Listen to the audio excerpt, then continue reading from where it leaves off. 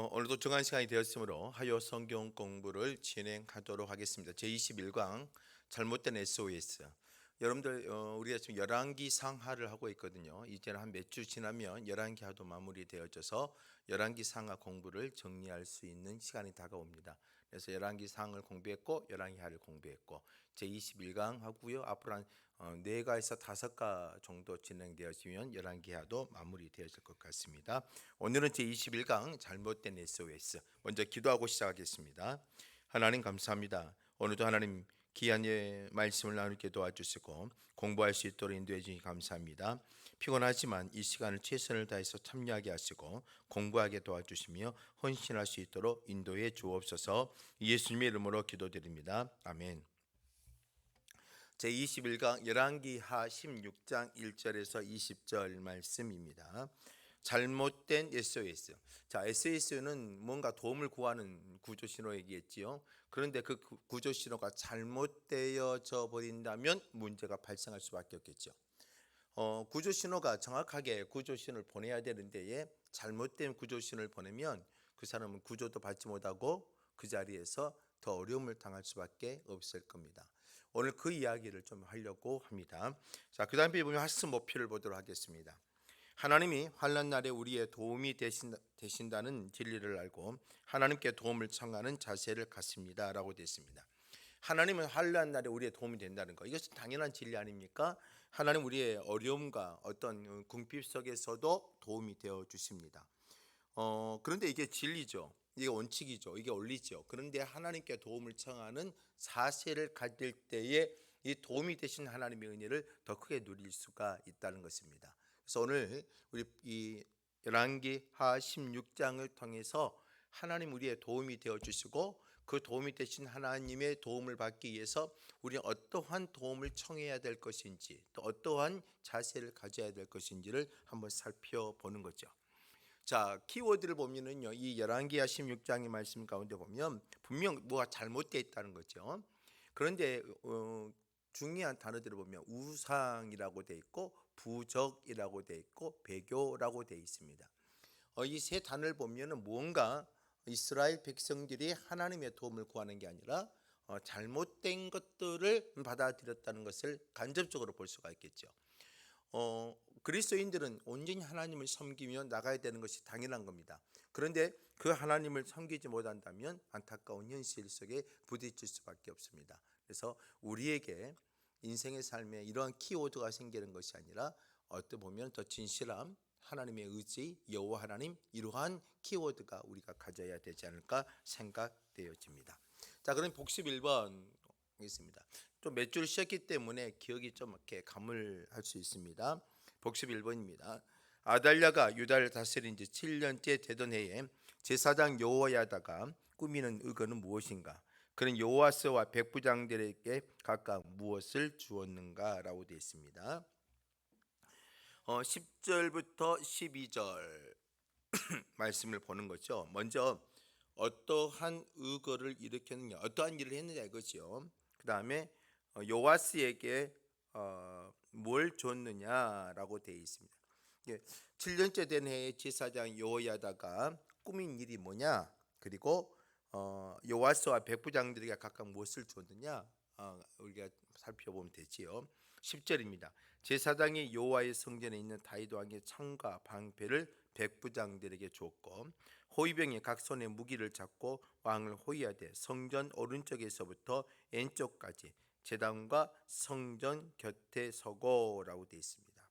그래서 10절 말씀과 11절 말씀을 보면 요아스에게 기름을 부어서 이스라엘의 왕으로 세워짐을 받고요. 그리고 요아스에게는 왕관과 율법책을 줌으로 통해서 다윗의 왕국과 다윗의 어떠한 일을 이어갈 수 있다는, 확립할 수 있다는 증거물들을 주게 되죠. 또 그 다음 페이지를 보면은요, 백부장들이 뭘 주었느냐, 10절 말씀에 보면 뭐라고 되어 있냐, 잘못 표기가 되어 있네요. 12절이 아니라 10절이죠. 앞 페이지를 보면 10절이 기록되어 있습니다. 제사장이 여호와의 성전에 있는 다윗 왕의 창과 방패를 백부장에 줬다. 자, 백부장이란 군대 아닙니까? 군대에게 뭘 줬습니까? 창과 방패를 줬다는 것. 다윗 왕의 창과 방패, 이것은 다윗 왕권을 확실히 확립할 수 있는, 그래서 왕을 세우고 그리고 요아스에게 기름을 부었고요. 그 다음에 백부장들에게는요 다윗의 왕족을 지킬 수 있는 힘과 은혜, 사명들을 부여해 주시고 이스라엘을 다시 이루어갈 수 있도록 했다. 저번 주에 공부했던 내용들입니다. 자, 오늘은요 열왕기하 16장 3절과 4절 보겠습니다. 오늘은요 유다 왕 요담의 아들 아하스 왕 이야기를 하겠습니다. 아하스 왕이 된 후, 자, 이스라엘의 왕의 역사를 살펴보면요 우리가 봤죠. 여호와람, 아하시야, 그 다음에 아달랴, 그 다음에 요아스, 그 다음에 아마샤, 그 다음에 우시야, 그 다음에 요담, 그 다음에 오늘 우리가 그 다음에 아하스, 이렇게 요담에서 아하스로 넘어오는 부분들이라는 거죠. 자, 이스라엘의 요담의 아들 아하스. 자, 요담이 끝나고 나서 아하스 왕이 된 후에 어떻게 행했는가? 아하스 왕이 어떻게 행했는가? 자, 왕들의 행적들은 매우 중요합니다. 왜요? 왕들의 행적들이 왜 중요하느냐? 어떤 일을 했느냐? 왕이 된 이후에 어떠한 행보를 보여줬느냐? 이건 이스라엘의 영적인 것과 연결이 되기 때문에 매우 중요하다는 것입니다. 누가 왕이 됐다, 그 왕이 돼서 어떠한 행보를 보였다는 것은 이스라엘이 어때요? 어떠한 길을 걸어가고 있다, 이것을 완전히 정확하게 보여주는 것과 같기 때문입니다. 자, 열왕기하 16장 3절과 4절 말씀을 봐볼까요? 이스라엘의 여러 왕의 길로 행하며 여호와께서 이스라엘 자손 앞에서 쫓아내신 이방 사람의 가증한 일을 따라 자기 아들을 불 가운데로 지나가게 하며 또 산당들과 작은 산이와 모든 푸른 나무 아래에서 제사를 드리며 분향하였더라. 3절과 4절의 말씀을 보면 분명 요담이 아들 아하스에게 왕이 됐어요. 그리고 그 왕이 뭘 했느냐 보면 3절과 4절 보면 좀 좋은 일들은 하지 않았다는 것을 볼 수 있죠. 먼저 이스라엘 여러 왕의 길로 했다. 북이스라엘이 가졌던 잘못된 왕의 길을 걸어갔다는 것을 표현하고 있고요. 두 번째로는요, 자기 아들을 불 가운데로 지나가게 했다. 인간의 번제. 자, 제물에는요, 하나님의 제단에는요, 절대로 인간이 제물이 될 수가 없습니다. 그런데에 자기 아들을 불 가운데로 지나며 인간 번제단을 만들어서 인간 번제를 드렸다는 것은 완전히 이 왕이 잘못된 길을 걸어가고 있다는 것을 볼 수가 있죠. 세 번째로는요, 산당들과 작은 산 위에 모든 푸른 나무 아래서 제사를 드리며, 산당들 그리고 작은 산 위와 모든 푸른 나무 아래서 뭐예요? 제사를 드렸다. 하나님이 세우신 어떤 제사를 드린 공간을 벗어나서 자기들이 인위적으로 만드는 산당 속에서 제사를 드렸다는 것은 하나님의 어떤 율례와 법칙에서 벗어나 버렸다는 모습들을 설명하는 것이죠. 자, 그러면 이 3절과 4절과 그 다음에 아하스 왕의 된 후에 이런 행보가 어떤 의미가 있는지 조금 더 살펴보도록 하겠습니다. 그 다음 페이지를 보면은요, 이 말씀에 대한 좀 깊이 있게 좀 들어가 보는 거죠. 자, 아하스는 20살 되던 때에 유다 왕 요담의 대를 이어서 왕이 되었다. 자, 아하스는요 20세에 자기 아버지를 이어서 요담을 이어서 왕이 됐습니다. 그리고 이스라엘 남유다를 16년을 다스리게 되어집니다. 아하스는 남왕국 유다의 왕이면서도 참 안타까운 것은 뭐냐? 자, 남유다는 어떤 의미가 있어요? 다윗의 왕조를 이어가는 남유다예요. 그런데에 이 남유다의 왕이면서도 오늘 3절에 뭐라고 기록되어 있어요? 북왕국 이스라엘의 왕들의 걸어간 길로 행했다. 이게 참 안타까운 거지요. 다윗의 왕조, 다윗에게 하나님 베풀어 주셨던 은혜를 이어가는 언약의 왕조인데도 그는 어때요? 북왕국의 이스라엘을 선택했고 그 길을 걸어갔다는 것이 오늘 성경의 참 안타까운 현실입니다. 자, 그다음에 아하스는요 유다 역사의 길이 남을 최악의 두 왕 중에 하나이다. 자, 유다 역사에는요 최악의 왕이 두 명입니다. 그 중에 하나가 므낫세시고 그 중에 하나가 오늘 본문에 기록되어 있는 아하스예요. 이스라엘의 최악의 왕, 아주 악한 왕들 중에 두 사람이 있는데 그 사람은 므낫세였고 오늘 성경에 기록되어 있는 아하스라는 것입니다. 이 두 사람은요 우리 앞에 봤지요. 자식을 번제에 바쳤다. 자, 이 말은 뭐냐면 하나님은 사람을 제단 위에 그 번제를 받지 않아요. 그런데 그 고대 근동에 보면은 몰렉이라는 신이 있습니다.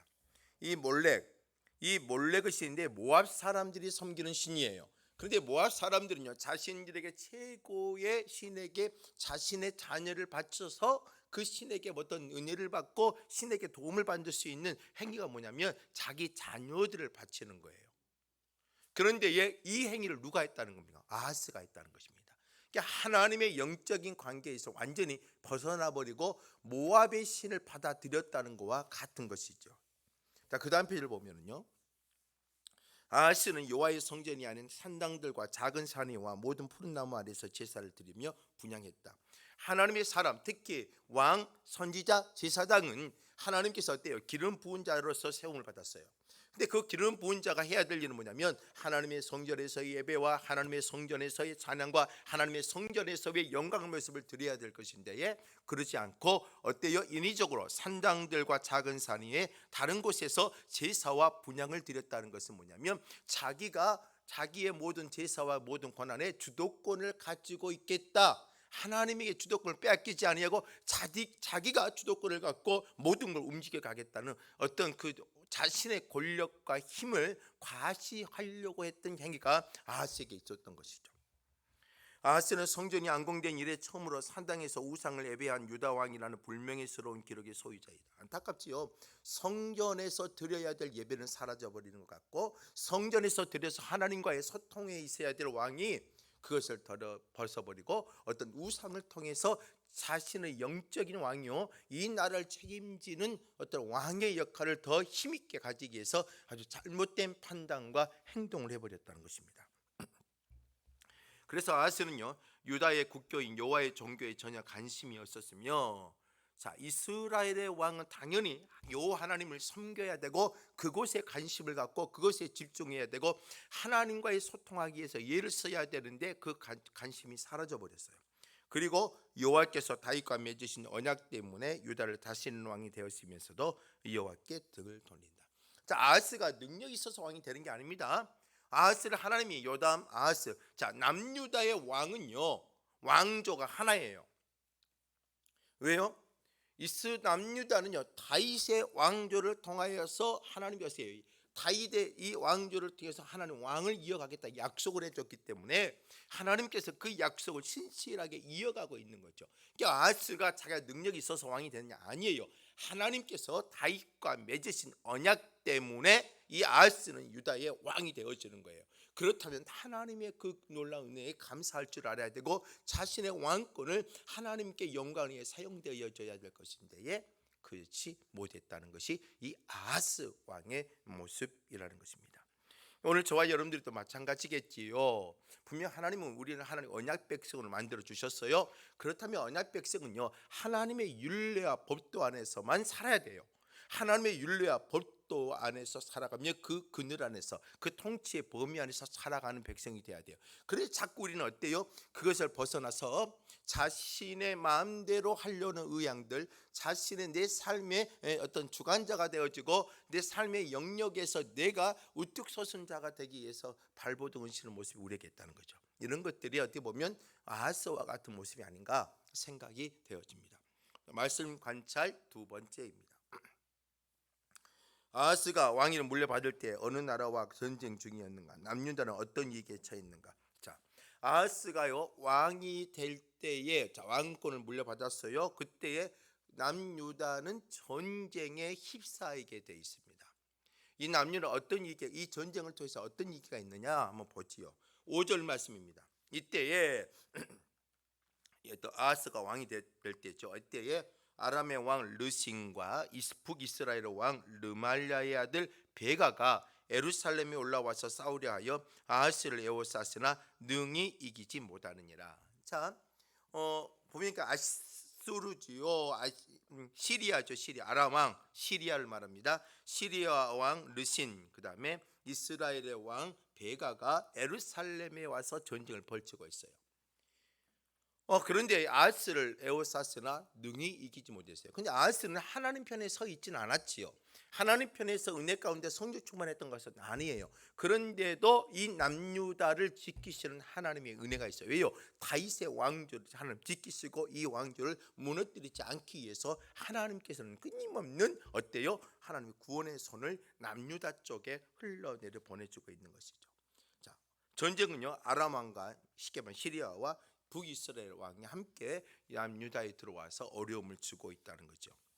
그리고 6절 말씀에 보면은 남유다는 어떤 위기에 처해 있습니까? 6절 볼까요? 당시의 아람 왕 르이신이 엘랏을 회복하여 아람에 돌리고 유다 사람을 엘랏에서 쫓아내었고 아람 사람이 엘랏에 이르러 거기에 거주하여 오늘까지 이르렀더라. 자신의 땅을 빼앗겼을 뿐더러 아니라 엘랏을 빼앗고 그곳에서 살던 유다 사람들도 어때요? 다 쫓겨남을 당하게 되었습니다. 땅도 빼앗기고 그들의 삶의 터전도 빼앗기면서 점점점 자신의 영토가 어려움을 당하고 압박을 받는 것을 볼 수가 있는 것입니다. 자, 그러면 이 전쟁의 상황을 어떻게 우리가 이해를 해야 될까요? 조금 더 말씀을 살펴보지요. 그다음 페이지를 보면, 자, 유다 왕 요담의 때에 아시리아의 반기를 든 북왕국 이스라엘과 아람, 다시 말해 시리아, 그들은 연합군을 가입할 것을 요구했다. 자, 아수르가 커지고 있어요. 아수르란 나라가 커지면서 당연히 압박을 받는 게 뭐예요?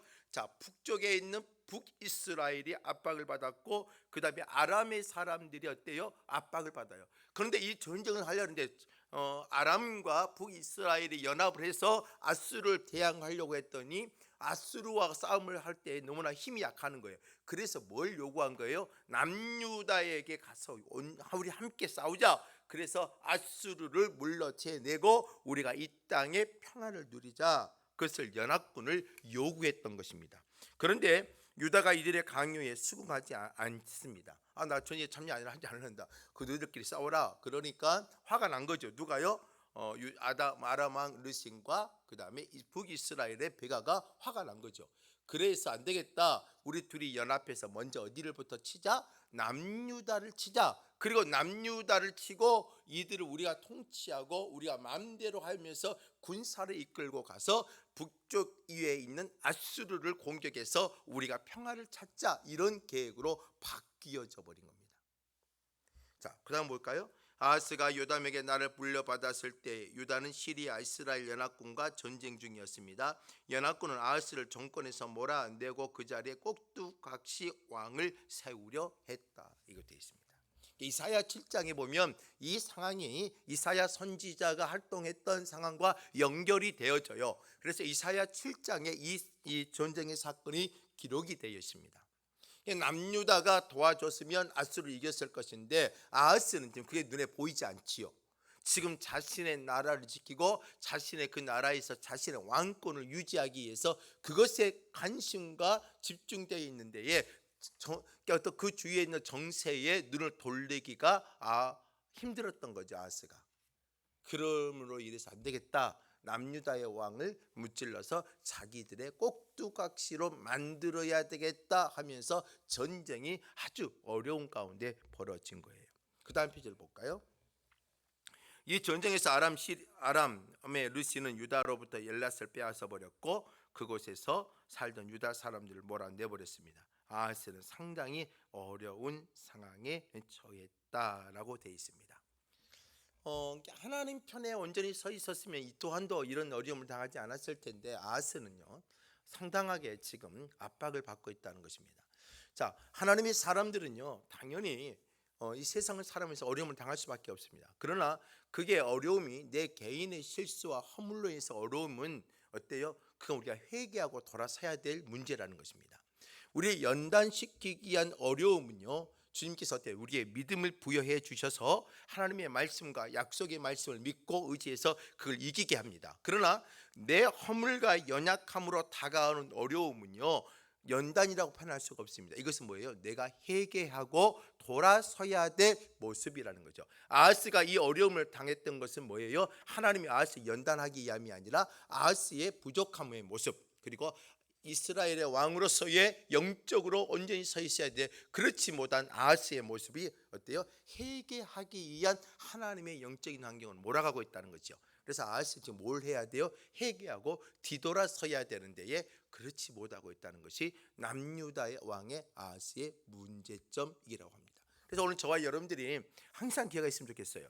여러분들 인생에 어려움은 와요. 그러나 이 어려움은요, 연단이라는 어떤 과정을 통해서 내 믿음을 성화시키고 성숙한 그리스도인을 만들 수 있지만, 어떤 경우요, 이 어려움이 연단과 성화가 아닌 내 잘못을 깨닫게 하며 나를 훈련시키기 위해서 오는 것이에요. 그때는 뭐예요? 빨리 무릎을 꿇고 회개하며 하나님 앞에 무릎 꿇고 기도하는 것이 필요해요. 누구와 같이요? 다윗처럼. 다윗도 나단 선지자의 말을 듣고 그의 가슴이 너무나 힘들게 되죠. 그래서 밤이 맞도록 어떻게 해요? 침상에 젖도록 기도하며 나갔다는 것입니다. 그래서 우리는 오늘 이 아하스에게 필요했던 것이 뭐예요? 하나님께 회개했지요. 자신의 허물을 내려놔야 되는데 그렇지 못하니까 어때요? 더 많은 어려움을 당하는 것을 살펴볼 수 있습니다. 자, 말씀 관찰 세 번째입니다. 아하스는 위기에 처하자 누구에게 도움을 청했는가? 도움을 청하며 보낸 예물은 무엇인가? 자, 우리는 어려움을 당하면 당연히 도움을 청해야지요. 자, 우리 그리스도인들은 당연히 어려움을 만나면 누구에게요? 여호와 하나님에게 도움을 청해야 돼요. 그런데 우리는 일반적으로 어때요? 어려움을 당하면 이 내 어려움의 면을 누군가도 이해해 줬으면 좋겠다. 그래서 다른 사람들에게 자신의 연약함을 막 토로해요. 근데 토로했던 것이 긍정의 모습으로 돌아오는 것이 아니라 도리어 부정적인 면으로 돌아오는 경우가 많지요. 그래서 그리스도인들은요, 위기에 처해 있을 때 도움을 청해야 될 것이 누구의 어디인가를 정확하게 아는 게 우리의 인생의 삶의 강지혜로운 모습이라는 거죠. 자, 볼까요? 도움을 청했던 곳이 어디입니까? 아하스가, 남유다 아하스가 과연 누구에게 도움을 청했느냐? 7절입니다. 아하스가 아수르 왕 디글랏 빌레셋에서 사자를 보내 이르되 나는 왕의 신복이요 왕의 아들이라. 이제 아람 왕과 이스라엘 왕이 나를 치니 청하건대 올라와 그의 손에서 나를 구원하소서. 안타깝지요. 아하스가 지금 누구에게 갔어요? 디글랏 빌레셋에게 사자를 보냈어요. 누구에게? 아수르 왕에게요. 다른 데도 아니야, 아수르에게요. 아수르에게 왕을 보내어서 그 사진을 보내어서 어때요? 우리를 좀 도와달라라고 표현을 하는 겁니다. 이게 문제라는 거죠. 지금 믿음의 관점이 아니에요. 자기가 살아남고 자기의 나라를 지켜내고 자신의 왕권을 지키기 위한 그곳에만 집중하다 보니까 하나님은 완전히 배제되어지고 내가 살 길이 어디냐? 아수르라는 거죠. 예, 그 당시에 아수르는 북이스라엘과 아람을 어때요? 위협을 하고 그 땅을 정복하게 다가왔던 힘이기 때문에 당연히 그 힘을 빌려서 한다면 우리가 북이스라엘과 아람을 어때요? 벗어날 수 있지 않겠느냐라고 생각을 했던 겁니다. 아주 정치적이며 인간적인 결단이라는 거죠. 오늘 저와 여러분들 어떻게 보면 우리는요, 쉬운 방법은 세상의 방법을 통해서 도움을 받고 이겨내는 것을 도움이 될 수 있어요. 그러나 그리스도인들은 그렇게 해서는 안 됩니다. 오늘 이 아하스는 큰 실수를 범하게 됩니다. 자, 두 번째로는요, 그가 예물이라고 표현했습니다. 8절 말씀에 보면 아하스가 여호와의 성전과 왕궁 곳간에 있는 은금을 내어다가 아수르 왕에게 예물로 보냈더니, 안타깝죠. 성전과 왕궁 곳간에, 자, 성전에 하나님의 예물이에요. 하나님의 예물까지 털어서 누구에게 줬어요? 은금을 내어다가 아수르 왕에게 예물로 보내버렸다는 것입니다. 하나님의 것까지도 자기가 살아남기 위해서. 자, 이 말씀을 조금 더 하나님의 은혜의 모습으로 좀 더 깊이 살펴볼까요? 자, 위기에 처한 아하스는 여호와께 도움을 청하지 않았습니다. 아수르 왕 디글랏 빌레셋에게 도움을 구하는 전령을 보냈습니다. 안타깝죠. 아수르에게 왕을 보냈다는 것이요. 아수르에게 사신을 보내서 도움을 구했다는 것이요. 그리고 그는 성전과 왕궁의 곳간에 있는 금과 은을 모두 꺼내어 아수르의 왕에게 선물로 보내었다는 것입니다. 자, 개역 성경에는 이게 애물로 번역했습니다. 애물로 보냈다. 그러나 이 본뜻은, 이 히브리어의 본뜻은 뭐냐면 애물이 아니라 뇌물입니다. 뇌물. 뇌물로 번역한 것이 더 발라요. 그들이 아수르에게 뇌물을 바친 거예요. 우리 도와서 이 어려움을 이기게 해라. 북이스라엘과 아람을 물러가게 해줘라. 어때요? 뇌물을 바친 거예요. 하나님의 것을 갖다가. 아하스는 마치 아들이 아버지에게 도움을 청하는 것처럼 아시리아의 왕에게 도움을 청했다. 아들이 아버지에게 완전히 남유다는 어때요? 아수르에게 고개를 숙이고 들어가 버린 거죠. 지금 이스라엘의 왕은요, 아하스가 아닙니다. 누구예요? 진정한 이스라엘의 왕은 여호와 하나님이에요. 여러분 보세요. 여러분 엘리 제사장 시에 홈리와 비느하스가 블레셋과 전투를 할 때에 뭘 뺏겨버렸어요? 언약궤를 가지고 승리의 어떠한 나팔과 깃발을 올리려고 했다가 전쟁에 패해서 뭘 해요? 그들은 죽고 언약궤는 빼앗겨버리죠. 그 빼앗긴 언약궤가 어디예요? 다곤 신전에 있는 그 신전 발 앞에 내려놓아요. 예요. 이 여호와 하나님은 우리의 신에게 졌다, 패배했다, 이것을 수치스럽게 보여주기 위해서 다곤 신전의 발 앞에 놓은 거죠. 아하스는 지금 어떤 것 똑같은 거예요. 하나님을 섬기는 백성이 지금 뭐예요? 아수르에게 고개를 숙이고 아들이 아버지에게 하는 것처럼 하고 있다는 것입니다. 아주 비참한 모습이기도 하고 아주 어리석은 모습이기도 합니다. 그 다음 페이지요. 자, 이사야가 이 상황을 7장에 기록하고 있거든요. 이사야 7장에 의하면 선지자 이사야가 아하스를 찾아가 여호와께서 구원하실 것을 예언했습니다. 아하스에게 징표를 구하라고 말합니다. 참 너무 답답하니까 이사야 선지자가 아하스에게 옵니다. 하나님께 징표를 구하세요. 하나님이 도와주실 거예요. 하나님께 징표를 구하고 하나님의 메시지를 들으세요. 그런데 아하스는 그렇지 않지요. 아하스는 선지자의 권면을 거부해 버립니다. 그래서 하나님의 은혜가 없는 사람, 하나님의 은혜를 떨어져 버린 사람은 뭐냐면 예배도 거부하고 기도도 하지 아니하고 자기 마음대로 살아요. 그래서 가장 중요한 게 뭐냐면 매주일 예배를 드리고 하나님께 경건의 삶을 살고 기도하고 깨어 있는 것이 매우 중요해요. 이 영적인 삶이 무너져 버리면 하나님의 말씀을 드려야 할 것을 거부하고 경건의 삶을 거부하고 신앙의 어떤 관점들을 거부해 버리게 돼요. 아하스는 지금 그 모든 걸 뭐 했다는 거예요? 거부했다는 것입니다. 이사야는 아하스에게 강압적으로 임마누엘의 예언을 선포합니다. 하나님이 함께 할 겁니다. 이사야 7장이 뭐냐면 임마누엘의 하나님, 임마누엘 함께 하셔서 너를 지켜주실 그 하나님이 있다는 것을 말하고 있는 거예요. 그런데 그 메시지조차도 받아들이질 않아요. 하나님은 그래도 아하스가 원하든 원치 않든 유다를 어때요? 구하십니다. 하나님이 아하스가 원하지 않든 또 원하든 이 관계없어요. 하나님 그래도 유다를 지키셨어요. 그 이유가 뭘까요? 왕이 좋아서가 아니라 유다 백성이 불쌍해서, 그리고 다윗 언약을 지키기 위해서 은혜를 베푸셨다. 그래서 하나님은 신실하신 하나님이란 말이 여기에서 나오는 것입니다. 하나님은 한번 약속을 하시면 그 약속을 변개하지 않아요. 인간은요 아무리 약속을 해도 어때요? 막 바꿔내버리죠. 그래서 하나님과 인간의 약속은요 은혜의 언약이라고 표현하지요. 그런데 그 언약을 하나님이 해요. 아브라함과도 하나님이 어때 헷불 언약을 하죠. 창세기에서 하나님이 아브라함을 지키시고 너에게 해주시겠다는 이것을 언약을 보여줘요. 그런데 헷불 언약, 고대 군동의 언약은 뭐예요? 동물을 쪼개고 그 사이에 서로 어때 쌍방간에 움직여갔지요. 만약에 언약을 지키지 않냐면 너도 나도 이 동물을 쪼개듯이 죽이겠다는 거예요.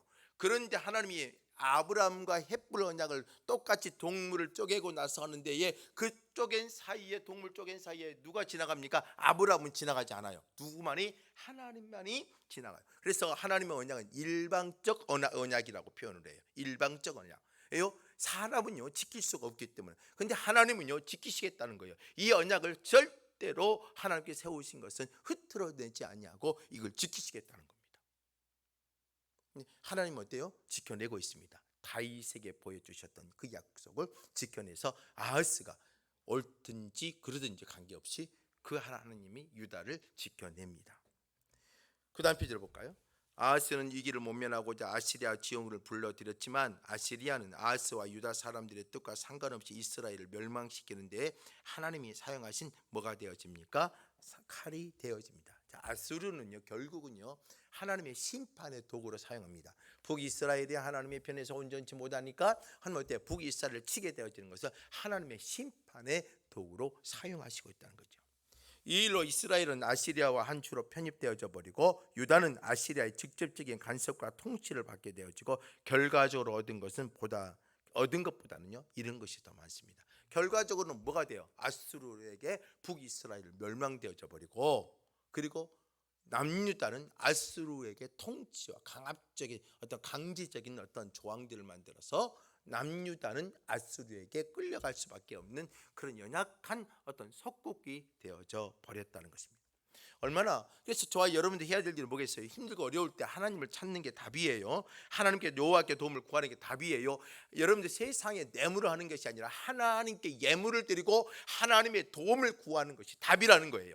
여러분들 혹시 문제가 있습니까? 어려움이 있습니까? 감당할 수 없는 상황들이 있습니까? 여러분, 세상의 힘을 가지고 들어오는 순간 그 세상의 힘은 나를 강압적으로 억압을 하지만 하나님께 은혜를 구하면 어떻게 돼요? 그 은혜가 나에게 자유함을 주고 은혜를 주고 기쁨이 되어 준다는 거. 이게 그리스도인들의 모습이에요. 오늘 그리스도인들이 해야 될 모습이 바로 하나님의 도움을 구하는 겁니다. 자, 네 번째입니다. 자, 아하스가 디글랏 빌레셋을 만난 후 저지른 배교 행위는 무엇입니까? 아하스가요, 아수르의 그 사람을 만난 후에 저지른 배교 행위. 이게 참, 왜 도움을 구하러 갔잖아요. 아수르에게 가서 보니까 이 도움을 빨리 받아야 되겠잖아요. 도움만 주면 오는 게 아니라 무언가 아부를 떨어야 되고 그 잘 보여야 해야 되잖아요. 그런데 그 잘 보이기 위해서 어떤 행위까지 해요? 영적인 배교 행위까지 해버립니다. 이게 사람이 잘 보이려고 하다 보니까 빨리 잘 보여서 도움을 빨리 받아서 북이스라엘과 아람으로부터 벗어나고 싶어서. 자, 어떤 배교를 했을까요? 10절과 12절 말씀 보죠. 10절이요. 아하스 왕이 아수르 왕 디글랏 빌레셋을 만나러 다메섹으로 갔습니다. 자, 아수르 왕을 만나러 갔다는 거죠. 다메섹에. 거기 있는 제단을 보고 아하스 왕이 그 제단의 모든 구조와 제도와 양식을 그려 제사장 우리야에게 보냈더라. 큰일을 범하고 있어요. 가서 봤더니 뭐예요? 아수르의 제단을, 그들의 제단을 보고 와, 너무나 좋아요 그러면서 그 제단을 구조와 제도의 양식을 그려서 제사장, 이스라엘 남유다에 있는 제사장 우리야에게 보내버리고 그것을 뭐예요? 그대로 만들려고 합니다. 자, 11절이요. 아하스 왕이 다메섹에 돌아오기 더 전에 제사장 우리야가 아하스 왕이 다메섹에서 보낸 대로 모두 행하여 제사장 우리야가 제단을 만들어 버렸습니다. 왕이 다메섹에서 돌아와 제단을 보고 제단 앞에 나아가 그의 제사를 드렸다. 완전히 이상한 모습을 보이는 거죠. 하나님의 사람이 하나님을 찬양을 해야 되고 하나님을 경배해야 되고 하나님께 제단을 드리고 그 전제단에서 뭐예요? 제사장과 레위 사람들이 뭘 해야 돼요? 그때 가축을 잡고 뿌리에서 피를 뿌리고 그리고 그것에 태우면서 하나님의 사람들이 깨끗하고 거룩해져야 될 제단에 그 제단을 만들어야 될 이 아하스가 아수르의 다메섹에 가서 뭘 배워갖고 오는 거예요? 그곳의 신과 모든 걸 받아들였다는 거죠. 너무 잘못된 행위인 거죠. 왜요? 아수르의 도움을 받고 그들에게 뭐예요? 인정을 받기 위해서 그들의 신을 받아들여 버린 거예요. 다메섹에 있는 아시리아의 신 제단 구조와 제도 양식을 그려서 제사장 우리에게 보내 그대로 만들게 한 후 그의 제사를 드린 것이 이게 잘못된 행위죠. 한번 조금 더 깊이 한번 살펴볼까요? 아하스의 배교 행위는요, 디글랏 빌레셋을 만나러 다메섹 방문했을 때 절정에 이릅니다. 왜요? 그곳에 가가지고 나 당신을 따르겠고 당신의 도움을 받기 위해서 뭐예요? 뭔가 아부를 해야 되잖아요. 근데 아부를 하기 위해서 가장 중요한 것은요, 그들의 신을 섬기고 그들의 신을 따르겠다는 영적인 어떤 소통의 관계를 가져야 되잖아요. 그래서 나도 그 신을 만들고 내 나라에도 똑같은 신전을 만들어서 섬기겠다. 이걸 통해서 뭐 하는 거예요? 당신과 나는 나라가 하나다, 소통이 통한다. 이걸 보여주고 있는 어리석은 모습이죠.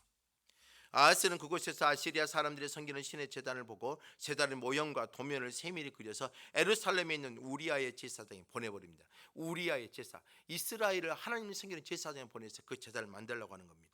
우리야는 도면대로 제단을 만들었고요, 다메섹에서 돌아와 아하스 제단에 직접 제물을 바치게 됩니다. 그 다음 페이지죠. 아하스는 여호와의 제단을 아시리아 신의 제단을 대체 하나님의 제단이 밀려가고 그 남유다의 하나님의 제단이 사라져버리고 그곳에 뭘 세워요? 바로 아수르의 제단을 세워버렸습니다.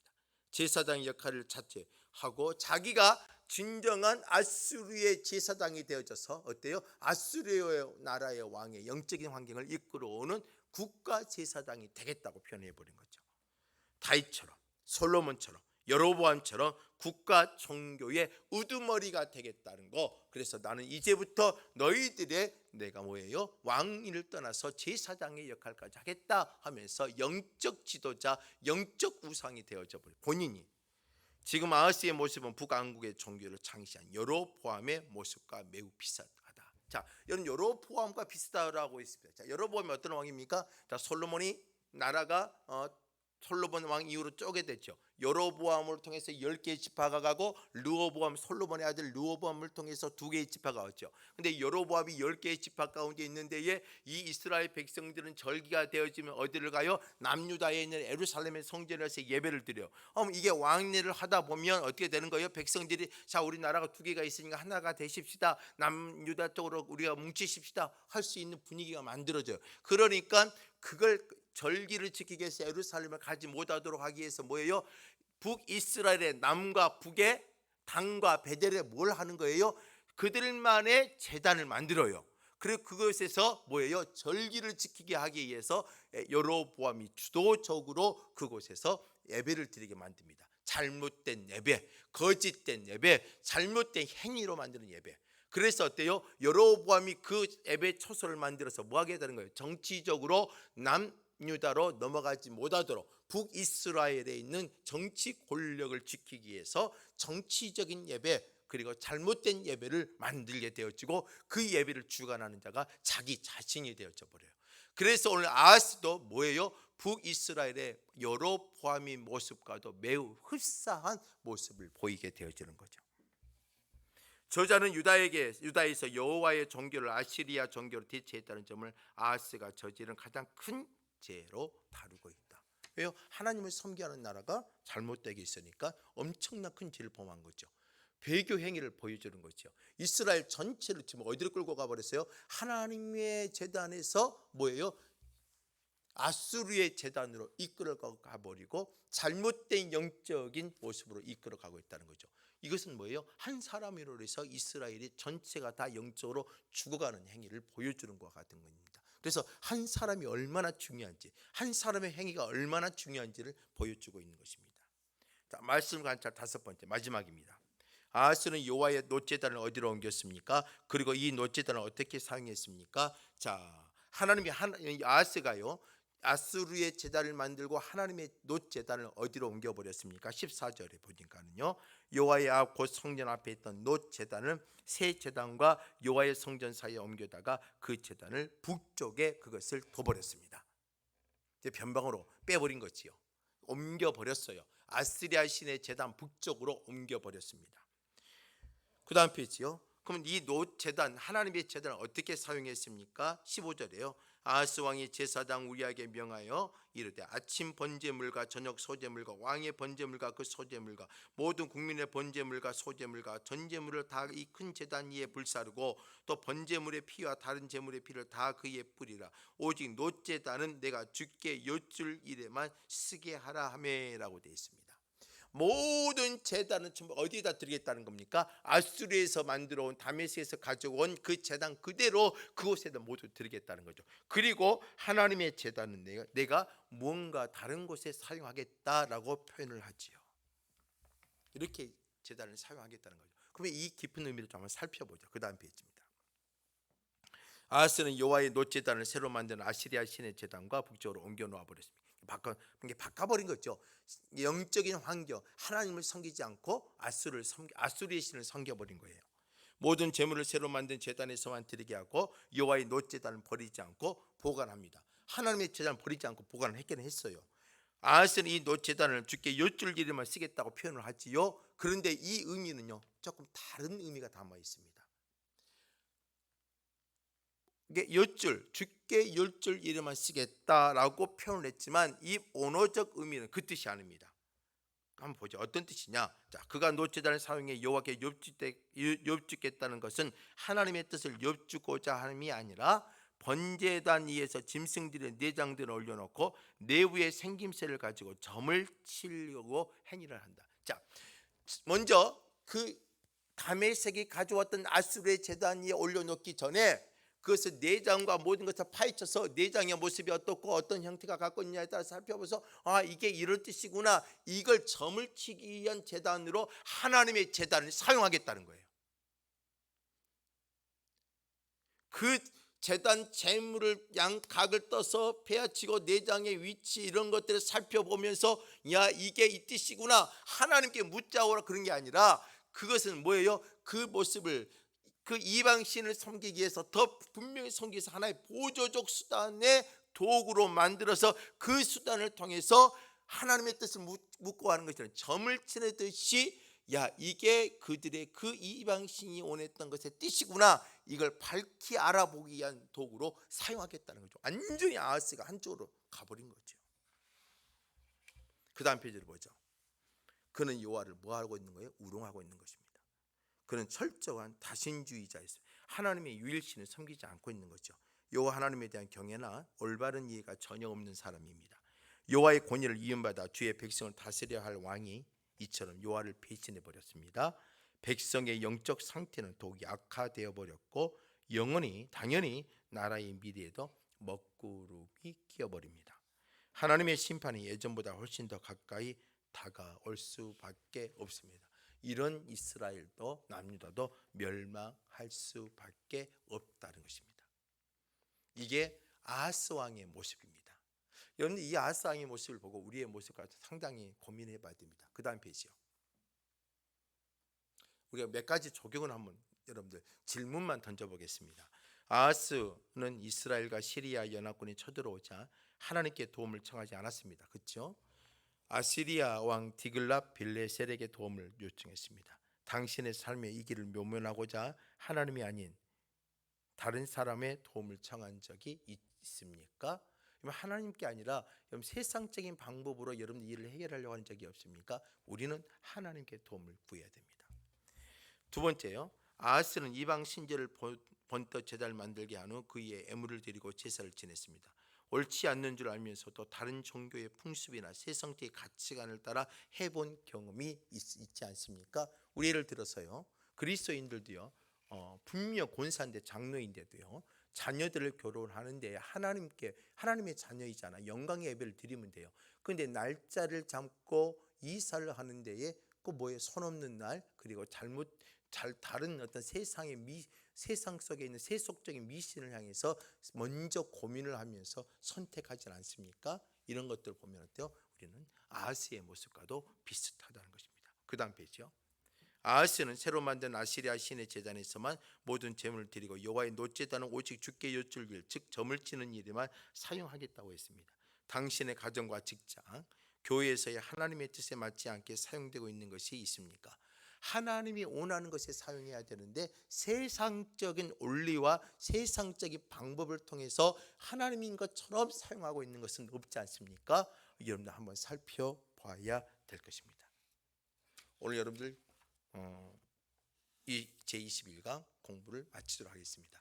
혹시 여러분들의 삶에 아하스처럼 하나님의 나라의 왕이면서도 하나님의 나라의 왕으로서의 모습을 보이지 못하고 세상의 모습을 끌려가는 그런 모습이 있지 않습니까? 오늘 저와 여러분들께서 분명히 그것을 분명히 알고 세상 가운데 믿음의 삶의 실천들을 하시길 바랍니다. 하나님의 뜻에 맞게 사용해야 되고 성경 말씀이 분명하게 의지해서 살아가는 모습들이 필요합니다. 그리고 세상의 잘못된 가치관 이런 모든 것들을 무의식적으로 받아들이지 않으면서도 반듯한 성경의 진리 안에 서져가는 저와 여러분이 되기를 주의 이름으로 부탁을 드립니다. 이상입니다. 기도하고 마치겠습니다. 하나님 감사합니다. 오늘도 공부할 수 있도록 허락해 주시니 감사합니다. 하나님 제21강 열왕기하 16장 하나님 우리의 모습을 적용시키게 하시고 이 모습 속에 나와 있는 아하스의 실수를 범하지 않는 그리스도인들이 되게 하여 주옵소서. 이 모든 말씀 예수님의 이름으로 기도드립니다. 아멘. 수고하셨고요. 다음 주에 제22강 공부하도록 하겠습니다. 한 주간 동안 믿음으로 승리하는 저와 여러분이 되기를 주의 이름으로 부탁을 드리고 꼭 공부하고 주일날 오셔서 공부했던 내용을 꼭 제출해 주시면 감사하겠습니다. 이상입니다. 수고하셨습니다.